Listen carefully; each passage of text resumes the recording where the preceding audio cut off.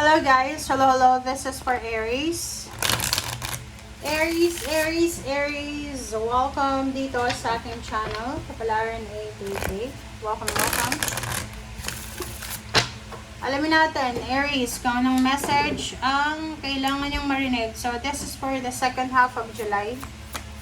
Second half of July, 2026. July 16 hanggang 31, guys. July 16 hanggang 31. Aries. Effortless and reflection. Breathe. Okay, so dito Aries, paki-comment sa comment section. May mga Aries ba dito na parang katulad ng mga Leo na nakakaramdam kayo ng lungkot? Nakakaramdam kayo ng suffocation? Yung parang feeling mo na suffocate ka. Relationship man, trabaho, negosyo, pamilya. Kung nasusuffocate ka, effortless daw, hindi mo kailangang gumastos ng pera, pumunta ka sa nature, 'di ba? Sa waterfalls, sa nature, sa forest, sa dagat, or saan mang may tubig, may kahoy, sunlight, 'di ba? Expose yourself sa sunlight, sa mga mahangin na lugar, okay? Kasi effortless daw 'yan na makakapag-relax ka. Okay? Kailangan mong mag-isip. Yun yung sinasabi ng bara sa'yo, Aries. Kailangan mo daw na pumunta sa lugar na presko, sa nature, para makapag-breathe ka, para makapag-isip, makapag-reflect, and makapag-rejuvenate. Okay? Lalo doon sa mga feeling suffocated, yung parang pakiramdam mo, hindi ka na makahinga sa relationship, sa bahay nyo, sa trabaho. Kailangan nyo mag-relax, magbakasyon kayo. Or kahit hindi magbakasyon, kung dyan sa lugar nyo may mga dagat naman dyan, may tubig, may kahoy. Ang pagtatanim ng halaman, refresh din siya. Okay, soulmate relationship. So, para sa mga Aries, single ka man or in a relationship, sinasabi na bagong romance with the same spiritual belief ang posibleng makilala mo. So, may mga pareho kayo ng religion, pareho kayo ng paniniwala na makikilala nyo, Aries, this week. 2 weeks siya.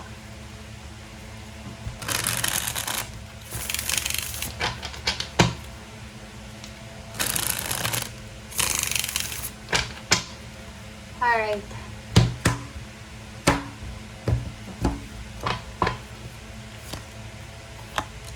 Okay, there's a Justice and Ace of Wands. So, yun. Sa nakikita ko sa'yo dito, there's an exciting good karma, karmic lesson, karmic justice ang paparating sa'yo. Pangalawa, there's a good news about with Libra. So, there's someone na Libra or Scorpio ang posibleng darating sa'yo na magbabalita sa'yo tungkol sa good news. Isang exciting na contract signing, diba? So, contract signing, job offer, kailangan mong ayusin yung papeles. So, yun ang nakikita ko. Maganda to. Okay? There's a balance coming also para sa'yo. Okay, sa pera naman, sinasabi ng bara sa'yo na you need to be careful sa pagmamanage, paghahawak, pagmamanage ng pera mo. Ano yung ibig sabihin neto? Bawasan natin yung sobrang gastos kasi posible kang like, halimbawa, wala ka naman na extra income or wala ka namang ipon, tapos sobra kang magastos. Ingatan mo yan na, iwasan mo yung sobrang pangungutang, lalo wala kang trabaho or wala ka namang source of income. Kasi posibleng malagay ka sa 8 of Swords. Yung 8 of Swords na to is yung ma-restrict ka talaga, ma-entrap ka sa utang. Okay?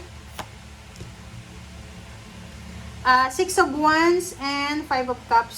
So, nakikita ko sa iyo dito, may iba sa inyo dyan, Aries, na sinasabi ng bara sa iyo na habang bata ka pa, habang maaga ka pa, you need to chase your dreams, diba?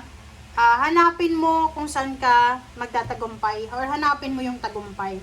Kasi magsisisi ka niyan pag matanda ka na, pag may edad ka na, kasi hindi mo na kaya. Like for example, ngayon, may mga bata pa sa inyo dyan, Aries, na nakatambay. Diba? Nakatambay kayo.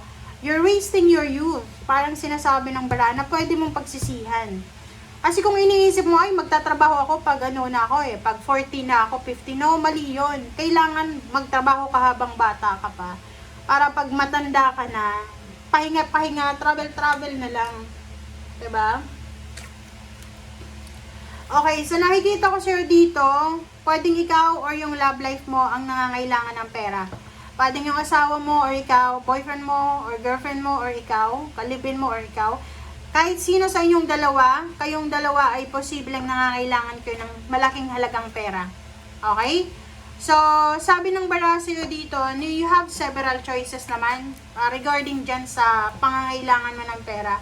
Parang sabi ng bara sa'yo dito, hanggat buhay ka, you have an opportunity na kumita ng salapi. Hanggat buhay ka, as long as na legal yan. Hindi yan illegal. Diba? Mag-iingat tayo sa mga, ano yan, sa mga like collaboration, lalo na kung hindi mo alam kung legal yan or illegal. Kasi posibleng problema ang dala niyan.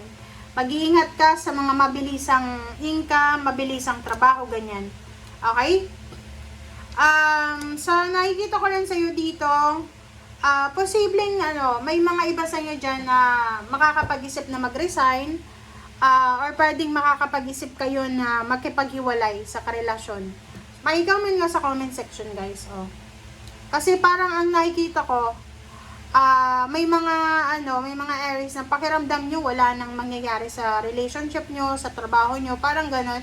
So, parang may isip mo, magre-resign na lang ako, parang ganon. Or makikipaghiwalay na lang ako, at least single ako.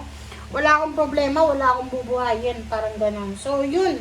Yun yung mga possible nyong may isip sa 2 linggong ito.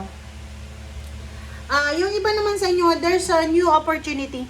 Mga risky decision siya na gagawin nyo. So, you need to be careful pag-isipang mabuti. Huwag tayong magmamadali, guys. Okay? Iwasan nyo yung pagmamadali kasi pwede kayong magsisi sa bandang huli. Diba? Yung iba naman sa inyo dito, sobrang motivated talaga na hindi kayo titigil hanggat hindi nyo nakukuha or natutupad yung mga pangarap nyo. Diba? Bagong direksyon. May iba sa inyo dyan na, halimbawa na hindi kayo swerte sa isang bansa, pwedeng maghahanap kayo ng mas improvised na bansa, mas mayaman na bansa. So, hindi talaga kayo titigil yung iba. Pero yung iba, give up na sila. Okay, 3 of Cups. So, nakikita ko sa'yo dito, yung iba na Aries na hindi kayo titigil hanggat hindi nyo nakukuha yung pangarap nyo, talagang lilibutin nyo yung buong mundo. So, nakikita ko sa'yo dito, mahahanap mo yung financial stability and security sa ibang lugar talaga. So, kung nasaan ka man sa ngayon, pakiramdam mo stagnant, mag-isip ka na.